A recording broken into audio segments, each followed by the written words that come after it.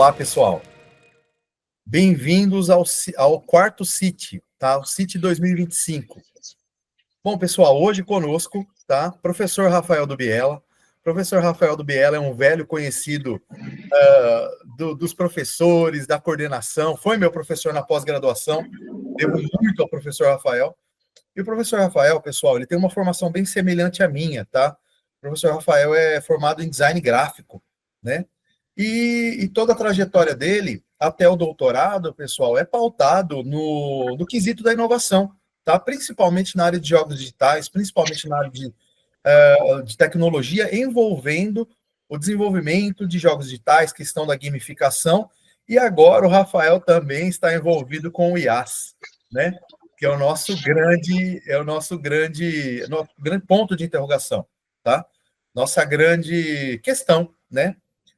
Se a IA é uma coisa que veio para nos beneficiar, se a IA ela vai mudar muito nossa maneira de ver a concepção, tanto do design, propriamente dito, como dos jogos digitais, né? Então, o professor Rafael, ele está aqui para a gente poder fazer um bate-papo, né, em relação a essa questão, até para que nós possamos ver outro ponto de vista, a não ser aquele que dentro da sala de aula, né?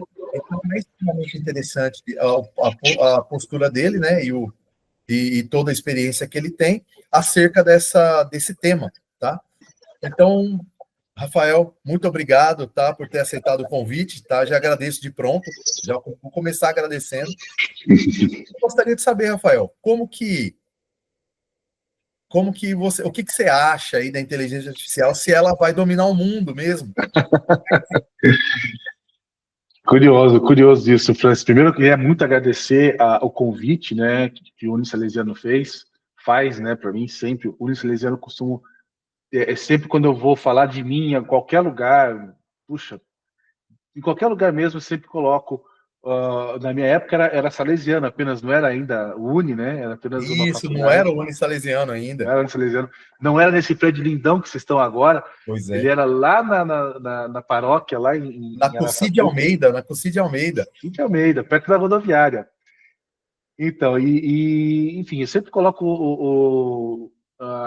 o salesiano como um ponto muito importante na minha vida. Eu acho que nem o Francis já sabe disso, né? Eu costumo falar para muita gente que foi um divisor de águas, né? Foi quando eu realmente me descobri apto, não pronto, porque a gente nunca está, mas apto a abraçar a carreira do lecionar, né? Porque é uma carreira, a gente estava até comentando um pouco antes de entrar aqui no ar, né, Francis, que é uma carreira que ela é muito gratificante, mas ela também é muito árdua.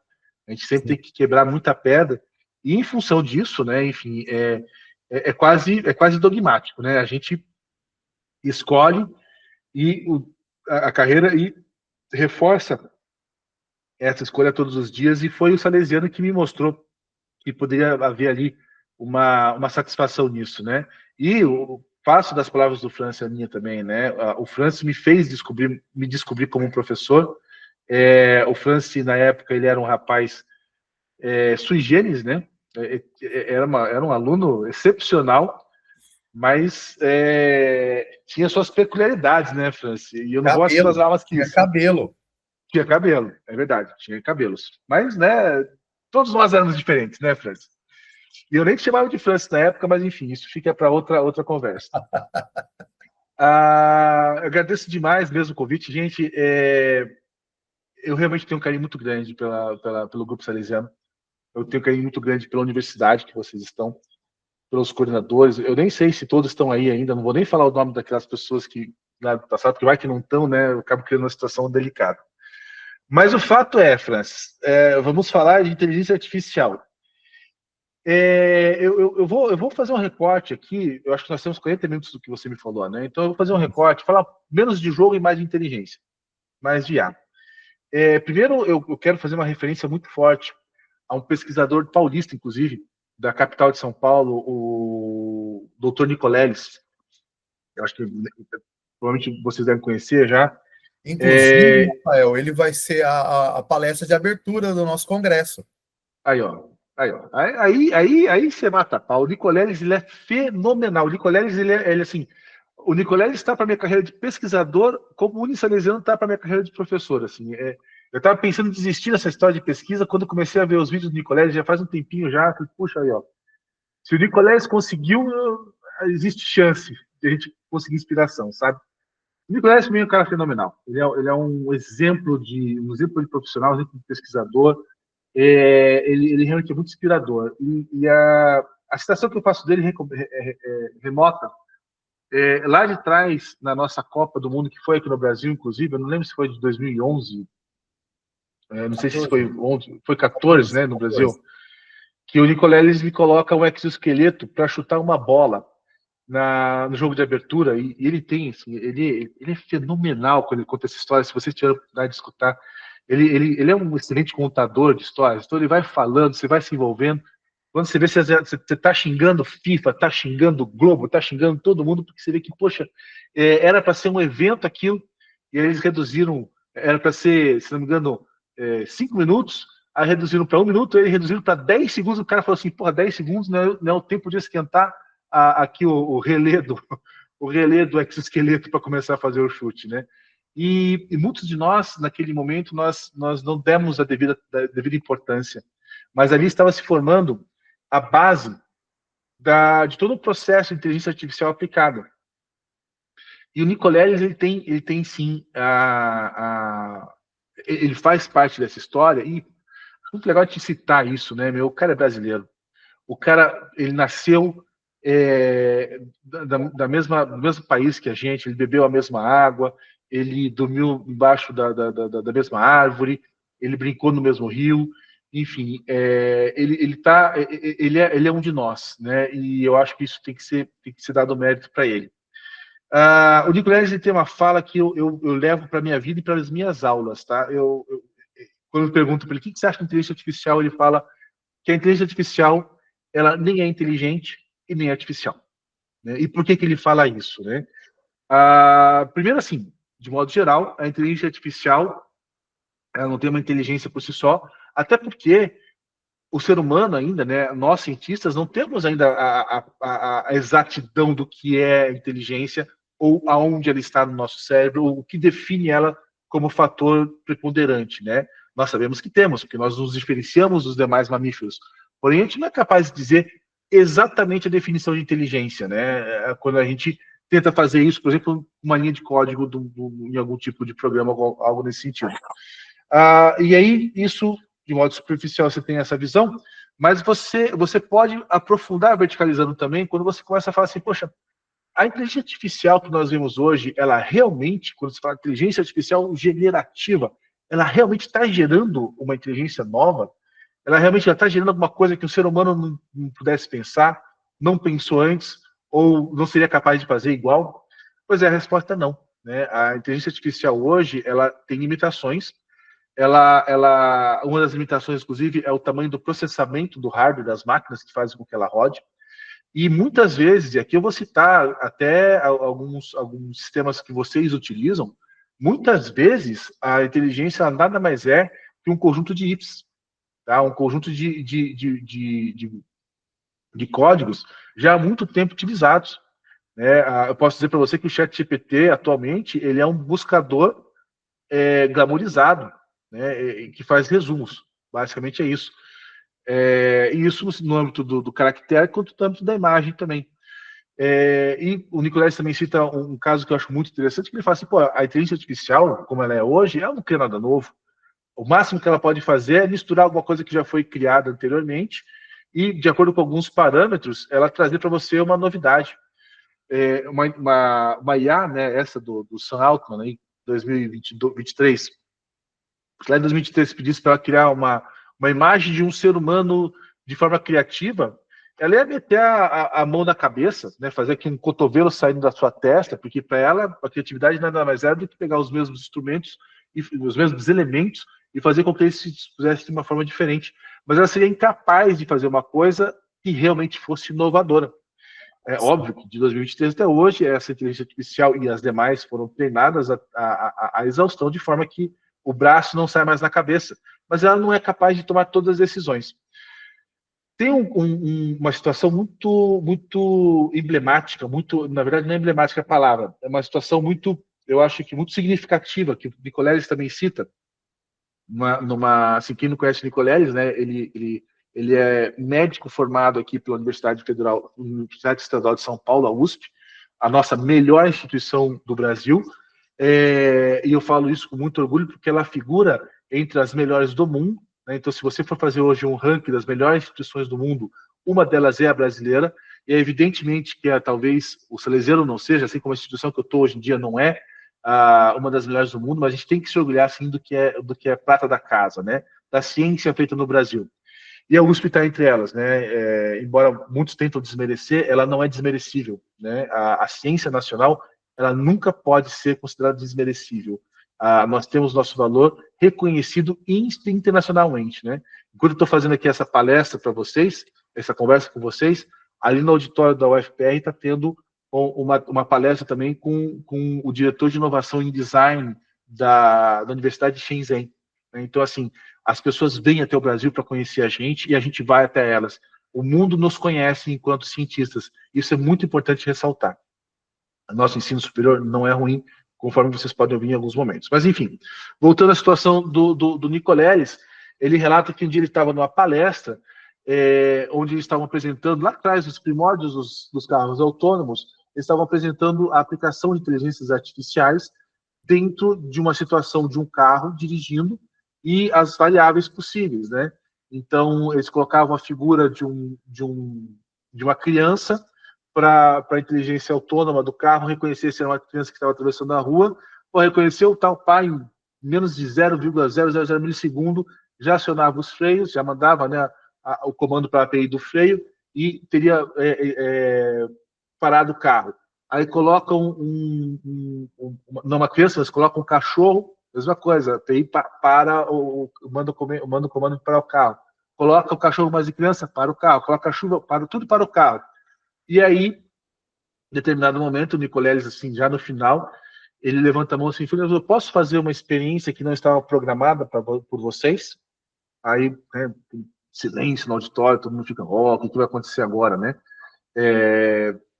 O Nicoleles fala assim, me permita fazer uma sugestão? Pega essa criança aí, essa imagem dela, e põe de ponta cabeça e vê se o carro para. E evidentemente o carro não parou. Porque o carro não reconhece a figura em que a base é uma cabeça e a parte superior são duas pernas, né? Então, ele não reconhece a figura da criança de ponta cabeça, né? Isso é um caso, é óbvio, né? É uma alegoria, né? Uma criança não vai atravessar a rua plantando bananeira, a princípio, né? Quem tem filho sabe que isso talvez seja possível, mas não é um caso usual. Mas o fato é, o que eles estavam apresentando como uma inteligência artificial nada mais é do que um condicionante, né? Qual condicionante?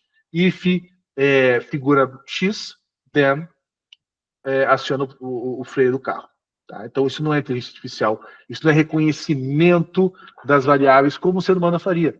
Se você visse uma criança de ponta cabeça atravessando uma rua, você reconheceria ela como sendo uma criança de ponta cabeça.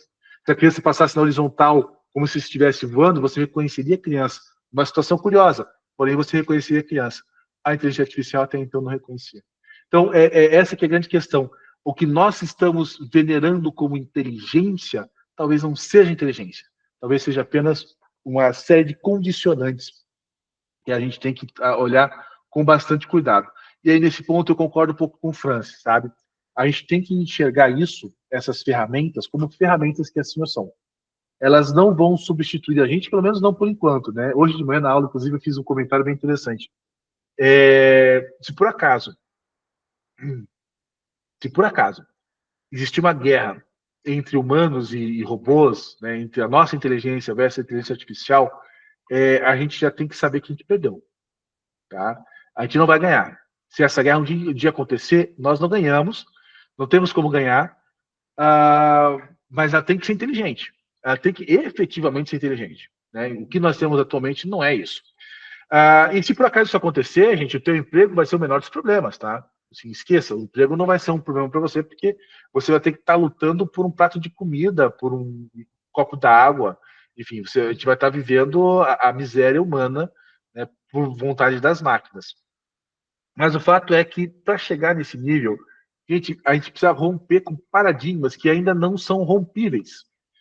Nós não estamos falando necessariamente de algoritmos novos ou de uma grande capacidade de programação. A gente está falando de uma capacidade de processamento, que é impossível de se alcançar atualmente com a tecnologia que nós temos. Por mais que eu não sei se vocês se lembram, né, há 10, 20 anos atrás, você tinha a troca dos processadores que sempre iam ficando mais rápidos, né? Eu e o Francis, nós vivemos a geração do Pentium, Pentium 1, Pentium 2, Pentium 3, Pentium 4. Cada Pentium que vinha era o dobro da velocidade. Hoje, a diferença de um Snapdragon 8 para um Snapdragon 7 é assim, uma queiradinha, porque não tem mais para onde nem ficar mais rápido, nem ficar menor. Hoje nós temos já chips de processamento que são medidos em nanocentímetros, desculpa, nanomedições, né? Eles são da espessura de um fio de cabelo. Isso não tem como ficar menor, né? A gente já chegou no limite. Então, realmente, de fato, o processamento é esse, né? Não vai passar para frente mais do que isso. Nós estávamos acostumados que virava ano, o próximo processamento era o dobro do anterior. Hoje, se pega um computador de 2013 e compara com 2025, a diferença é ínfima. Tem coisa que você continua rodando. Projeta isso para a década de 90, imagina.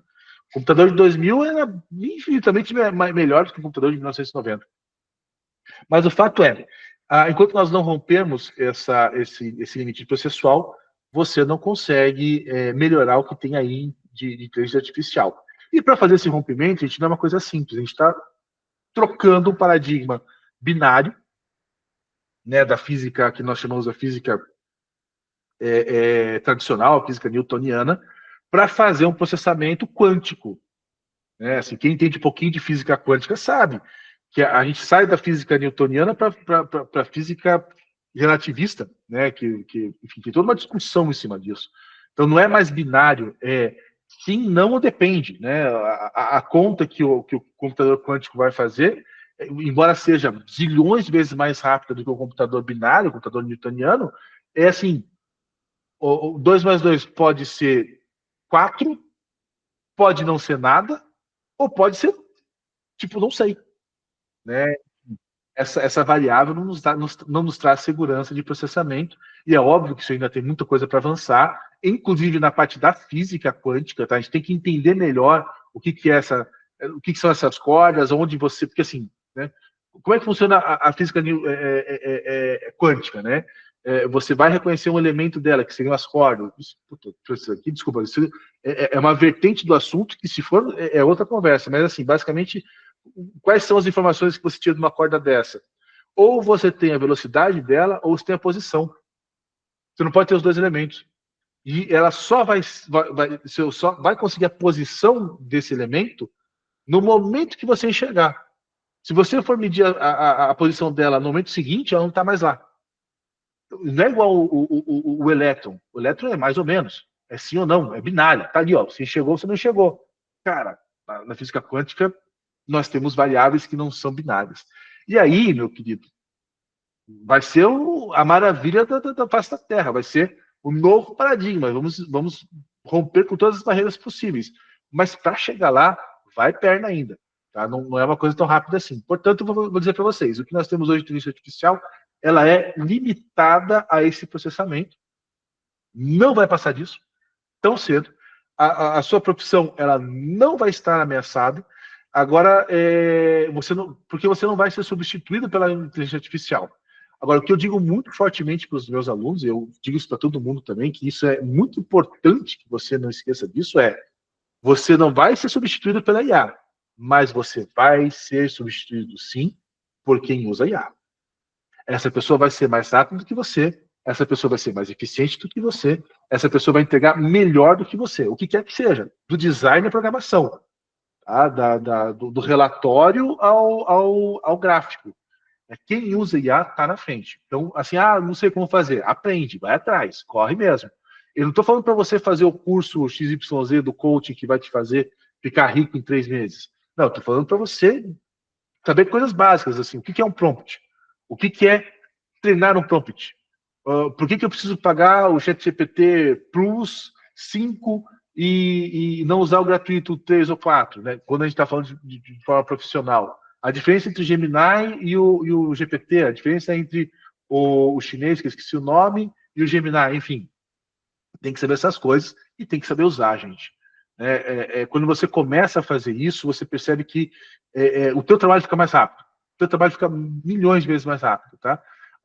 E frequentemente você não vai entregar aquilo que a IA te entrega, né? Você pede para a IA fazer, você revisa, você troca, você pede para ela refazer, você melhora tal, e aí depois você passa para frente. Não é uma coisa simples assim, não. Esses dias a gente estava fazendo todo um processo de implementação de agentes de IA numa consultoria aqui em Curitiba, e realmente é isso. A gente conseguiu reduzir o trabalho deles de até 7 semanas para fazer um relatório de inovação de institutos, para 7 dias. De 7 dias a gente baixou para 7 horas. De 7 horas a gente está baixando para 1 hora, né, para 70 minutos. Né, o resultado final. Só que, assim, gente, não dá para eu falar que a máquina vai fazer em 70 minutos aquilo que um ser humano ia fazer em 7 semanas, sem que o ser humano dê uma olhada, dê uma checada para ver se está certo aquilo. Tá? Então, assim, reduzir de 7 semanas para 70 minutos? Sim. Mas o ser humano vai ter que checar. Ele vai demorar 1, 2 dias? Vai. Talvez ele tenha que mandar refazer? Sim. Mas veja, eu estou falando de 7 semanas. Se eu reduzir um trabalho de 7 semanas para 1 semana, eu estou no lucro ainda. Eu ganhei. Tá? Mesmo que eu reduza de 7 dias para 5, eu ganhei. E aí, o que aconteceu com o profissional que fazia o relatório? Ele foi demitido? Não. Ele aprendeu a mexer na IA, ele se tornou mais eficiente na entrega, e ao invés de entregar um relatório a cada 7 semanas, ele vai entregar 7 relatórios. Tá? Então, isso é um paradigma de inovação muito importante. Você não vai perder seu emprego, você vai entregar mais coisa. Né? E aí também tem uma outra discussão, que eu acho que seria uma outra vertente, Francis, assim, é o que nós estamos fazendo com nossas vidas, né? Porque se nós estamos cada vez entregando mais e ganhando a mesma coisa, tipo, meu Deus, né? Qual que é o limite do ser humano? Qual que é o limite, né? Aonde que vai parar a nossa saúde mental se continuarmos assim? Mas o fato é isso, né? Isso é uma outra discussão, mas assim, o fato você não vai perder seu emprego, mas você vai ter que se adaptar, como você sempre fez. Também é outra coisa que tem que ser falada. Né? Os meus professores, eles faziam design em pranchetas de tapume, né? Eles faziam teste de cor, pintando o tapume, e falavam, esse amarelo tá bonito. Pintar aqui outro, esse laranja tá melhor que esse amarelo.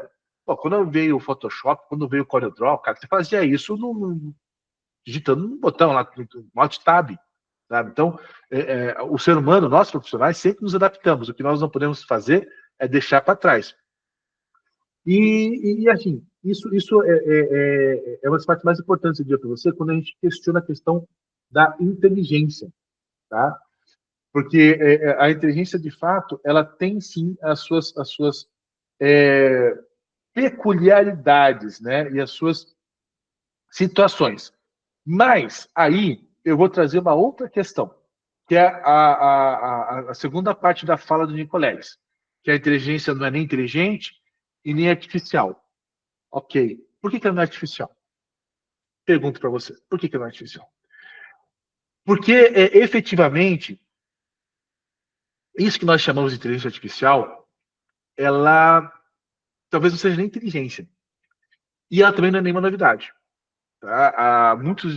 Muita gente está acostumado a conectar a IA, ou a inteligência artificial, ao Sam Altman, ao ChatGPT, né? Como eu falei anteriormente, a Gemini, enfim, todas aquelas infinidades de LMS que foram criados nos últimos 3 anos. E assim, eu vou falar para vocês, eu, Rafael Dubella, trabalho com IA desde 2016. E eu não sou nenhum especialista nisso, tá? Eu tinha um time na outra instituição que eu dava aula, na Universidade Positivo, que nem existe mais, foi comprada por um grupo mineiro, o Cruzeiro do Sul. Quando eu estava lá, nós tínhamos um time de pesquisadores e nós chegamos a desenvolver trabalhos de inteligência artificial com um LMS na época chamado Watson, da IBM, que até hoje existe. Só que a IBM, tadinha, né? sempre ficando para trás. É impressionante a capacidade da IBM criar uma coisa nova, disruptiva, e não saber usar. Daqui eu vou citar computador, vou citar uma infinidade, processamento em nuvem. Assim, gente, IBM, Oracle e a Kodak, né? A Kodak, isso, essas três grandes empresas, elas são. Não, desculpa, a Kodak também, mas eu ia citar a quarta, que é a Xerox. Essas quatro e várias outras, elas são mestres em criar coisas disruptivas e não saber o que fazer com elas, né? Eu vou citar aqui a quinta, que é a NASA, né? Agora a NASA entrou nessa lista também, quando entregou toda a tecnologia de foguete pro Elon Mosquito, fazer a empresa dele ficar mais bilionário com a tecnologia da NASA. Ele não criou nada novo. Ele pegou da NASA, botou lá, aplicou, deu certo, reduziu o custo e agora ele que ganha dinheiro e a NASA está aí a ver navios. Mas voltando aqui à nossa realidade, a IBM ela tinha já em 2016 o Watson. O Watson já existia. Ele já fazia tudo mais um pouco que o ChatGPT faz. Aí eu falo assim, nossa, que coisa interessante. Pois é, não. O Watson não foi o primeiro. Você tem a experiência do GPT. É importante dizer, se diferenciar o que é o ChatGPT do que é o GPT. O GPT é a área de estudo. O GPT, enquanto estudo, aí é um anagrama lá, não vou saber dizer exatamente qual é, mas é um anagrama. O GPT é uma área de estudo de décadas, que vem produzindo resultados de respostas semi-artificiais, respostas que simulam o comportamento humano. A primeira experiência de que você tem como relatado, né, no modelo científico, metodologia científica, validado pelos pares, dito assim, ó, aconteceu, está aqui, relatado, eu tive conhecimento disso a partir de um livro da Janet Murray, chama-se Rolo no Holodeck. Hamlet no Holodeck. Onde a Janet relata uma experiência feita nos laboratórios do MIT, que também é outro expert em montar coisa nova e entregar para a iniciativa privada ficar bilionária, enquanto eles só ficam milionários. No MIT, na década de 60, eu não vou lembrar agora o nome do cientista, mas ele produziu um módulo via programação em que você, ser humano, colocava uma pergunta ou fazia algum relato e ele conseguia reconhecer na frase sujeito, verbo e se era uma pergunta ou não. Ele fez lá um conjunto de ifs, né? Ainda mais na língua inglesa, a gente está falando do vocabulário paupérrimo, então a pessoa consegue reconhecer se é pergunta ou não, consegue reconhecer o tempo verbal e consegue reconhecer o sujeito. E ele invertia. Tipo, você perguntava para a máquina, eu sou uma pessoa legal? Ele respondia, não sei, você acha que você é uma pessoa legal? Aí a pessoa continuava conversando e escrevendo, você acha que minha esposa gosta de mim? A resposta era, você acha que a sua esposa gosta de você? E a pessoa ia respondendo, quer dizer, ela não tinha nenhum nível de processamento, chamava-se Elisa. Curiosamente, é o mesmo Elisa do Steve Jobs que ele vai usar depois, 20 anos na sequência, porque era filha dele, né? Não tem nada a ver uma coisa com a outra. Mas o fato é, essa experiência do MIT, e é uma coisa simples, gente.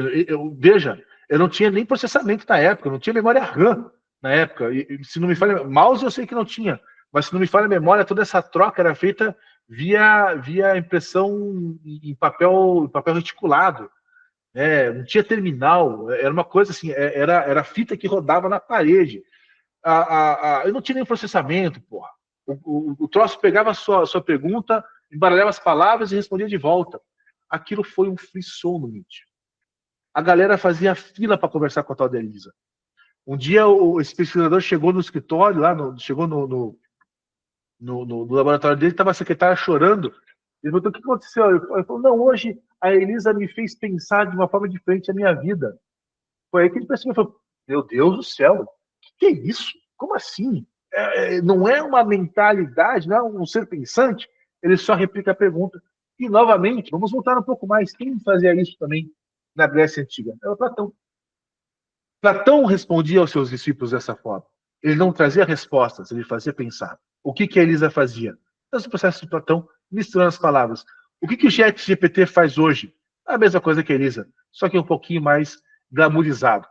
Então, essa experiência feita pelo Meet lá atrás, nesse caso, né, assim, conhecido nos anais da programação, todo mundo conhece esse caso, que estuda um pouco da história da informática, enfim, dos processamentos, conhece essa história, ele é emblemático, porque ele mostra como que nós, seres humanos, queremos ser enganados pelas máquinas. Nós olhamos os resultados e a gente fala assim, nossa, que coisa fantástica, e quando você vai ver, não parece com nada, não tem nada de novidade ali, não tem nada de realmente inovador. Eu posso falar para vocês com todas as letras, o ChatGPT hoje, a diferença dele para o Watson, fora essa purpurina toda que eles colocaram, é basicamente que ele tem uma capacidade de processamento muito maior, mas não muda nada. Então não fiquem com medo. Não fiquem com medo. Você está seguro por enquanto. O dia que você não estiver mais seguro, talvez você não tenha chance de perceber isso. O dia que uma máquina realmente ficar consciente, resolver tomar consciência do lugar dela na Terra, talvez você não tenha a chance, a oportunidade de se perguntar se foi feita alguma coisa errada. Ela vai te matar antes.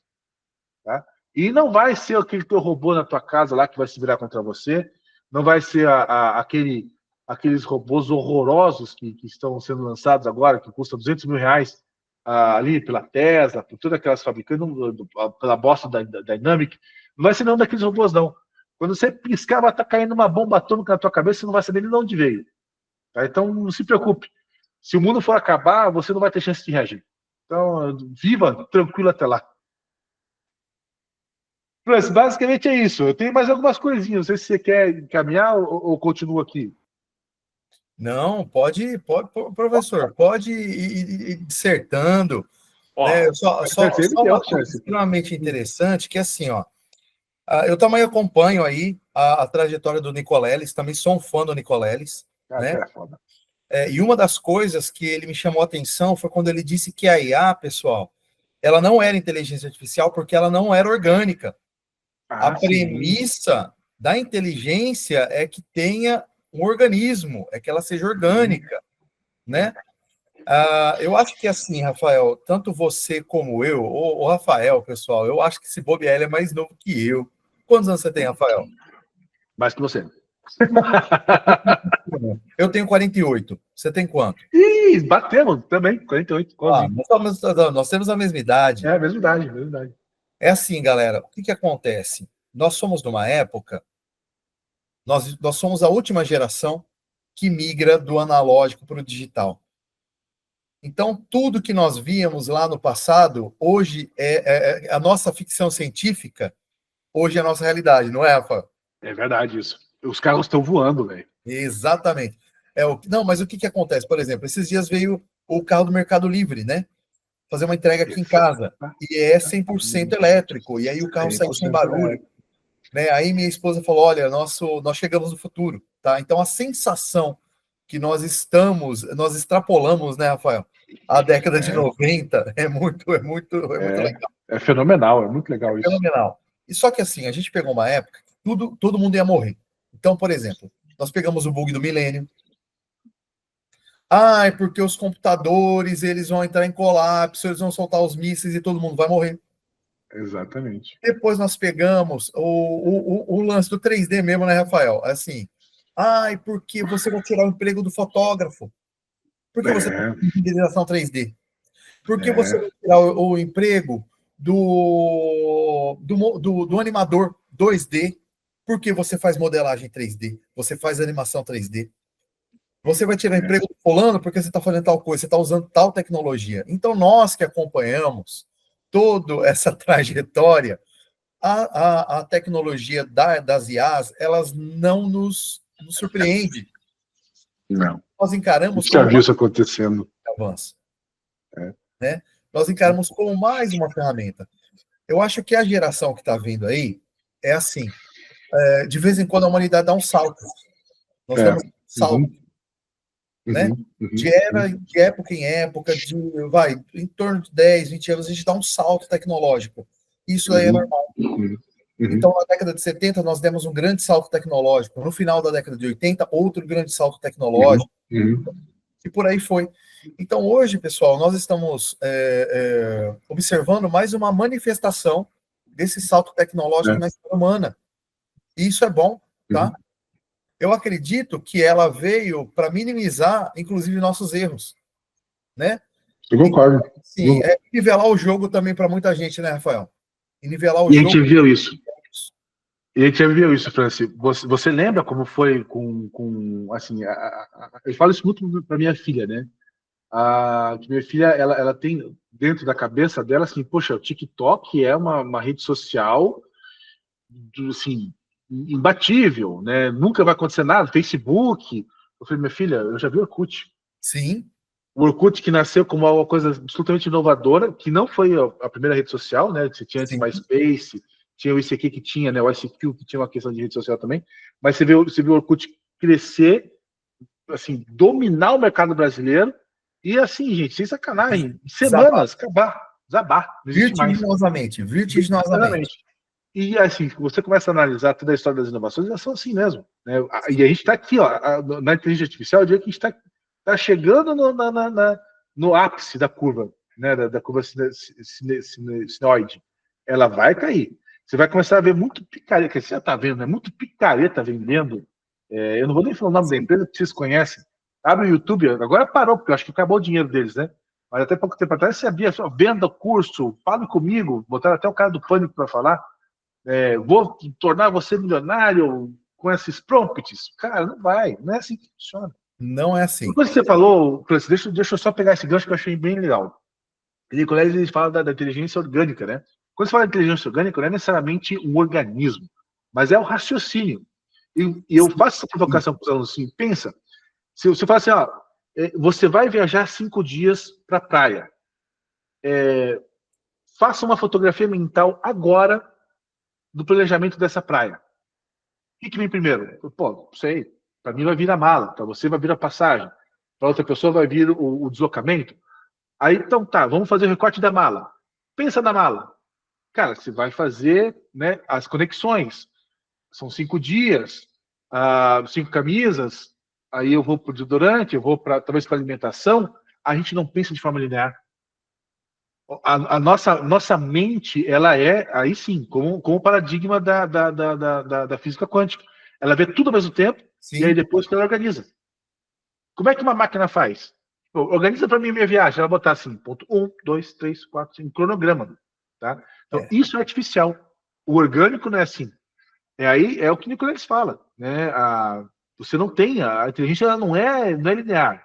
E a artificial é linear e ela só vai ficar melhor se o processamento superar o nível quântico. Aí, enfim, Então, tem um lance muito louco, Rafael, que a mente humana ela tem um plus que a gente não dá muito, como é que eu posso dizer, muita atenção, mas é o lance da intuição, né? Então, o que acontece? A intuição, pessoal, ela não é uma coisa espiritual, não é isso, né? A intuição, na verdade, pessoal, ela é formada por um conjunto de experiências e conhecimentos, tá? Que eu agrego durante um determinado tempo. Então, por exemplo, no trânsito, né? Você está dirigindo e aí você olha para o lado, você percebe que aqui vai acontecer um acidente. Isso não é um processo, não é um dom que você tem. Você tem uma capacidade analítica de analisar que você já viu um acidente naquela determinada condição. Então, isso daí, acredito eu, que é a intuição humana. E a máquina, né, o padrão aí, que nós falamos como inteligência artificial, ele não tem essa entre aspas, capacidade, né, que o ser humano tem. E uma coisa que é extremamente do ser humano, pessoal, que eu acho que, assim, vai demorar muito para que a máquina supere, que é a capacidade adaptativa, tá? A nossa capacidade adaptativa, ela é extremamente grande, né? Olha só, pessoal, na história da humanidade, se isso daí não fosse verdade, nós não seríamos 8 bilhões de pessoas no mundo, o mundo que já passou por uma era do gelo. Uma raça que veio de de um momento ali que nós éramos extremamente suscetíveis à questão das doenças, extremamente suscetíveis à questão de predadores, extremamente suscetíveis às questões até de nós mesmos, né? E aí, pessoal, a nossa raça, ela conseguiu um poder adaptativo muito grande de sobrevivência. Então, nós sobrevivemos em climas mais drásticos, em clima mais... Por exemplo, a gente consegue sobreviver em Araçatuba, viu, Rafael? Sobreviver em Araçatuba, com o clima e aqueles 10% de umidade relativa no ar. Tá? Então, para você ver a nossa capacidade adaptativa, né? E assim, pessoal, isso a máquina não consegue. Não consegue, tá? Exatamente. Exatamente.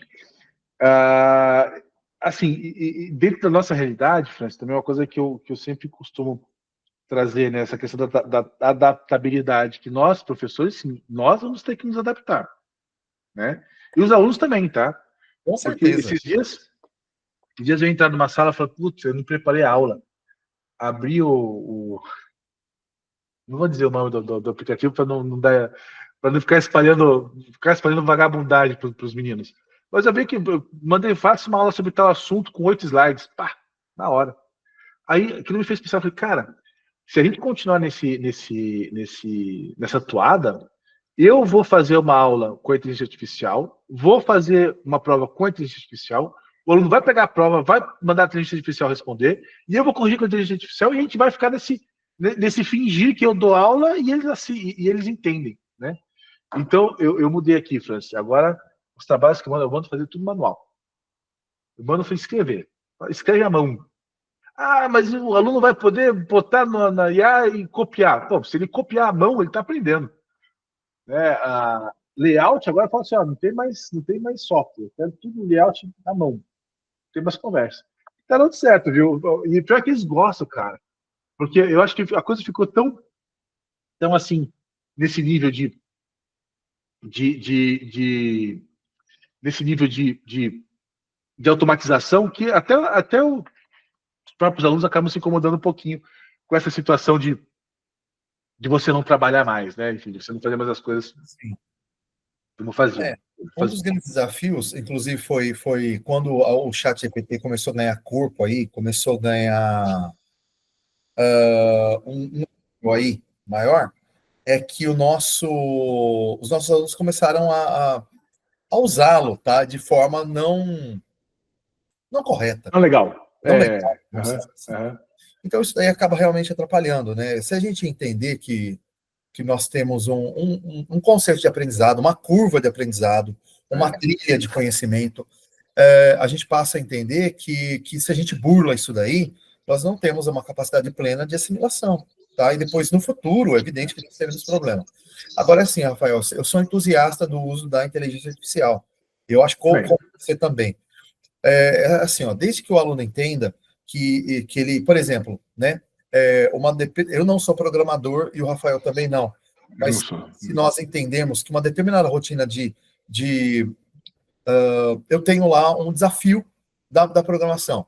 Eu tentei várias vezes, não consegui, e aí eu não posso ficar empacado no meu projeto se eu usar de forma correta o ChatGPT para que ele cubra aquela lacuna, para que ele preencha aquela lacuna de conhecimento que naquele momento ela me faltou, para que eu dê andamento no meu projeto, é joia. Agora, o que eu não posso fazer, pessoal, é fazer meu projeto inteiro, né? Aquela determinada plataforma e esperar que isso daí no futuro seja minha profissão. Não. E que bom. Você acaba com um prejuízo profundo, inclusive, de aprendizado, né? Eu falo para você, Francis, eu tenho tido questões, né? A gente manda, enfim, tem trabalhos que envolvem programação, por exemplo, né? E tem que montar uma rotina, tem que fazer a programação de fato de alguma coisa. E se você botar no ChatGPT para ele fazer, ele faz para você a programação. Ele te dá a linha de código completa para você só copiar e colar. Não é o ideal. Não, fica ruim no sentido de cheio de bug e cheio de problema. E esses dias até um aluno falou para mim, professor, mas o chat entregou assim. Eu falei, meu filho, a responsabilidade é sua. Se o chat entregou assim, você que tinha que ter falado para ele não fazer. Você pode terceirizar o trabalho, mas você não pode terceirizar a culpa. Então, assim, isso é bem emblemático, né? Você vai ficar só usando o chat, você vai ter problemas, né? Não dá para fazer só isso. Com certeza. Bom, pessoal, para encerrar agora, eu vou pedir para que o Rafael ele fale aí em 2 minutinhos só. Bem rápido mesmo, Rafael, até para que não ocupe mais seu tempo e para que a gente possa finalizar a nossa palestra. Assim, Rafael, dentro do universo dos jogos digitais, né? Você vê que o jogo digital vai acabar porque a IA está aí, ou ela contribui? Cara, eu vou falar para você, de todas as áreas que você vai ter o problema da inteligência artificial entrando, o entretenimento é o menor dos problemas dele. Cara, entretenimento não tem erro, bicho. A gente sabe, a gente saca quando é uma IA que fez. Você percebe isso. Tá assistindo tua novelinha lá da Odete Roitman. Quando aparece, dá o intervalo e aparece aquela propaganda dos gatinhos, que é visivelmente IA, acho que é propaganda do Itaú, se não me engano, você percebe que é IA. E aquilo, assim, querendo ou não, economizei horrores no marketing, ficou muito mais barato. Mas não pega igual. Não pega igual. A gente tem essa noção. Eu tenho um aluno meu, esse eu tenho que citar, chama-se Kainan Araújo. Vou dar nome e sobrenome, só não dou CPF, porque aí é muito sacanagem. Ele criou uma rotina com o IA para farmar o League of Legends. Para ficar farmando League of Legends, para ficar ganhando medalha. E aí eu perguntei, escuta, para que isso? Ele falou, para quando eu for jogar, eu ter moedinha para trocar. Qual que é a graça? Não, sério, qual que é a graça? Mas aí ele me quebrou as pernas. Ele falou, igual vocês, que na idade de vocês, na época vocês tinham cheat, não tinham? Você... Assim, na verdade, Francis, eu acho que eles vão acabar fazendo o que nós já fazíamos com outros meios. O jogo não vai acabar por causa da inteligência artificial. Talvez ele fique até mais interessante no ponto de que você vai poder criar o universo em tempo real. Isso é super legal. Se você assistiu aquele seriado do programa dos Três Corpos, Eu comecei daquele negócio, eu comecei e nunca vale acabei, olha só. Putz, vale a pena. É o único seriado que eu conheço que é melhor que o livro. O livro eu tentei ler, cara, eu falo mas pô, é um livro de 300 páginas, de 400 páginas com 3 capítulos. Eu falei, porra, aí me quebra, né? Isso aí é pior do que livro de doutorado. Mas o fato lá eles têm uma simulação de um joguinho que ele vai montando o universo de acordo com o prompt.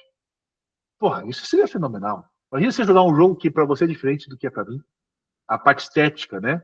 Porque isso sim, a IA consegue fazer. Né? Mas então, assim, eu encaro não como final, mas talvez como uma ferramenta adicional, como algo a mais. Perfeito, Rafael. Bom, pessoal, então finalizamos aqui, tá? Mais uma palestra do CIT 2025, tá? Com o professor Rafael Dubiela. Professor, muito obrigado, tá? Pela grande explanação aí. Eu acho que isso daí vem elucidar toda uma questão que nós temos em torno aí do tema, né? Que é um tema extremamente atual, é um tema extremamente importante até para que nós possamos usar como forma de entendimento aí mesmo, até os limites, né, éticos da questão do uso da IA e tudo mais. E espero que daqui a algum tempo a gente já não tenha mais essas grandes dúvidas, essas grandes situações, e possamos usar essas ferramentas com plenitude, como foram todas as outras do universo da tecnologia, né? Muito obrigado, professor. Perfeito, maravilha. Obrigado a vocês, obrigado pela oportunidade. Sempre quando tiver, podem me chamar. Eu estou 100% à disposição de vocês. Vocês moram no meu coração. Beleza, muito obrigado, Rafael. Um abraço, até mais.